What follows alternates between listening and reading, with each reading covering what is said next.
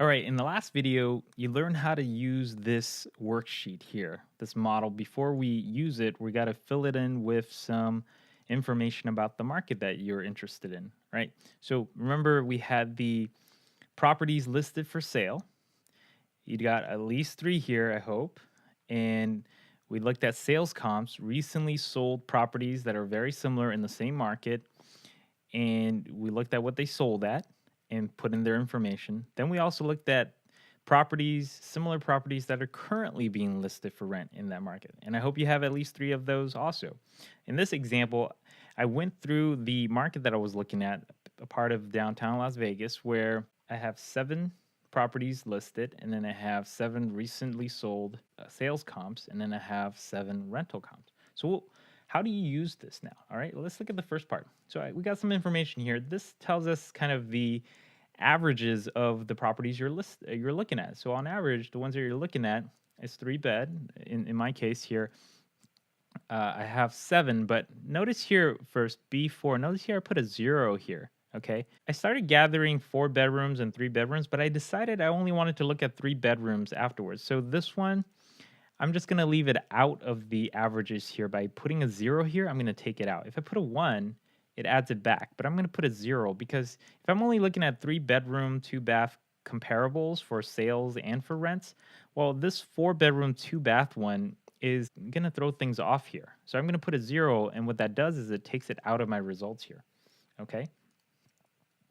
So now all of these are ones, means all my averages are based on these six. Six is enough, okay, to get a feel for the market. Now, I know that, look, this area tends to be older. The average year that it's in the 1960s, with the exception of the last one that was built in the 80s. Most of them have slightly larger lots. The more recent one is smaller, right? They're all about 1,300 to 1,400 square foot, except for this one that's a little bit smaller. And what we see then, we have the listing prices. The average is around 150,000 here. The average asking is 116 per square foot.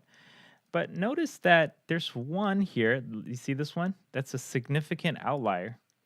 It's asking for 150 per square feet, right? And that's a little odd. And it's older. It doesn't seem like there's a lot of things that's very special about it either. And when I look at my notes around the curb appeal and the fixtures, it's actually pretty crappy, and it requires the most work. This may be one of those listings where the owner is delusional and is opportunistic, hoping for a sucker to buy it at a huge listing price, because they got it for 40 grand only 3 years ago. And it doesn't seem like they did anything to it, and they're trying to make a healthy 100,000+ profit from that. They're not going to get it, but this is what they're asking for. So, you know what? I'm going to take this out as well because this is not a real listing. It's not a serious listing. Okay. So when I take that out, now when I look at this, these are my 5 properties here where I'm looking at. So it doesn't change things all that much, but it does lower the average asking price a little bit. Okay. So what I'm seeing now is for the listings that I'm actually interested in looking at, the asking price is about $109 per square feet. Okay. And here are some other specs. Now let's look at recently sold comps. So I pulled 7 properties that I put in there. And what I did was I had one, and then I started putting the information in here. And then I realized when I started looking at the photos that it was renovations that were kind of in progress, but it was incomplete. Somebody decided to not finish it and list it for sale. So you would basically have to finish the renovations there. And so this would involve a lot of work because you got to figure out what they did or didn't do, and you got to make sure everything's done right. So instead of leaving this in my comparisons, because I'm not really going to be looking at this at all, I'm going to take that out, and I'm only going to look at the sales of properties that will look similar in state compared to the ones I'm considering.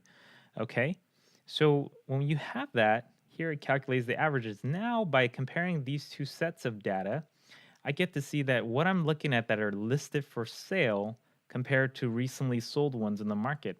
I see that the ones I'm looking at are slightly larger in terms of square footage. It's about 8% larger. They're all about 3 bedroom, 2 bath. Lot sizes for the recently sold are a little bit bigger than the ones that I'm looking at right now. But notice here, see, of the ones I'm looking at, the The sales price is a little bit lower, but the price per square footage that's they're asking for is pretty much identical. So what we're seeing is that based on this small sample size, I get the sense that what the properties that are listed at are basically selling close to listing price. There's really no premium and there's really no discount at this point. Okay, so that gives you an idea of the state of that market. And but here's the thing though, of the ones that are recently sold, they look nicer on the inside and on the outside compared to the ones that are being listed right now. So they're the listing price is asking for the same thing, but it's uglier on the outside and it's older and at least from my eye, it requires more work to get it ready for renting it out to a tenant. So that's some cause for concern, and maybe there might be some room for some discounts here for you to negotiate if there aren't a lot of other buyers looking at the same listings. All right, now with that, let's look at the sales comps. Again, same thing, but now the relevant thing is the rental rate that they're asking for, okay? And here, looking at very similar properties in the area, I notice that the asking rate rent is about $1,150. So, but for the ones that you're looking at, they tend to be a little bit bigger, okay? They don't look as good. So, what it's going to tell me is that if I put in some work to make it look better, then I can be reasonably confident that I can have an asking rent of somewhere between 1,000 and 1,200. Okay, and because the units that are asking for 1150 on average here, they tend to look nicer. Maybe I can be more conservative in my estimates for my analysis. So here, just with all those comps here, it tells me some things about what I can expect to pay for the product. It tells me some ideas of what I can expect to collect in terms of rents as well. So in the next lecture, let's see how we can put those assumptions in all this information and run an analysis on a specific property.